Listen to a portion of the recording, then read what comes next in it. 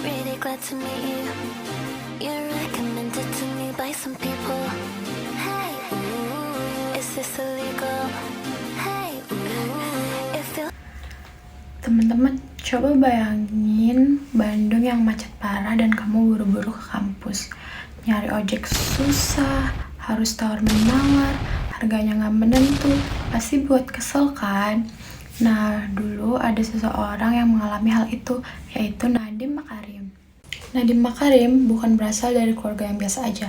Dia lahir di Singapura, terus juga kuliahnya di universitas luar negeri. Nah, dia juga bekerja di perusahaan yang lumayan besar. Bisa kita bilang besar sih. Gajinya gede, tempatnya nyaman. Tapi dia suka mikir, kenapa ya nyari Gojek itu susah? Kenapa harus tawar-menawar? Apa nggak bisa diganti dengan metode yang lain? Lebih gampang, nggak harus tawar-menawar. Dia cuma mengeluh, nah dia mengambil langkah berani. Yaitu dia mendirikan Gojek pada tahun 2010. Awalnya hanya call center 20 pengemudi. Hanya call center dengan 20 pengemudi. Orang-orang berpikir, siapa sih yang memesan Gojek lewat telepon? Tapi Nadiem menghiraukan hal itu dan terus berjalan. Ia juga harus meyakinkan pengemudi. Ia juga pitching berkali-kali ke investor dan juga ditolak berkali-kali. Nah, penolakan itu tidak membuat Nadiem menyerah. Dia malah menjadikan penolakan itu menjadi motivasi. Nah, di tahun 2015, Gojek meluncurkan aplikasi.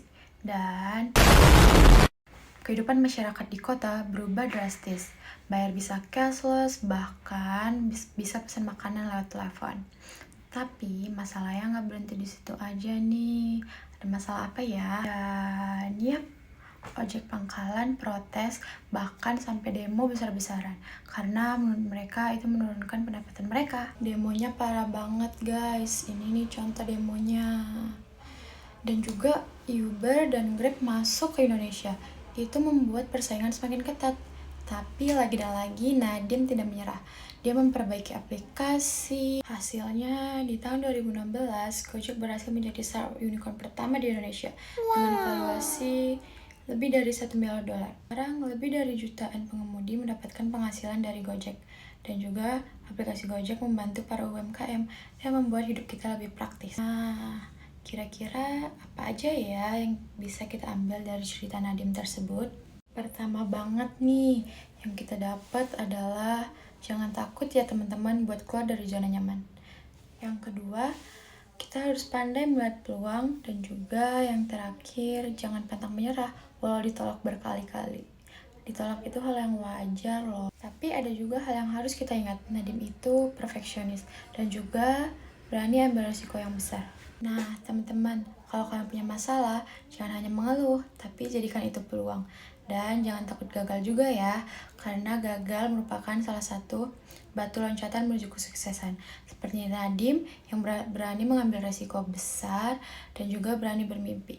Thank you everyone! Thank you Elmar! Boom!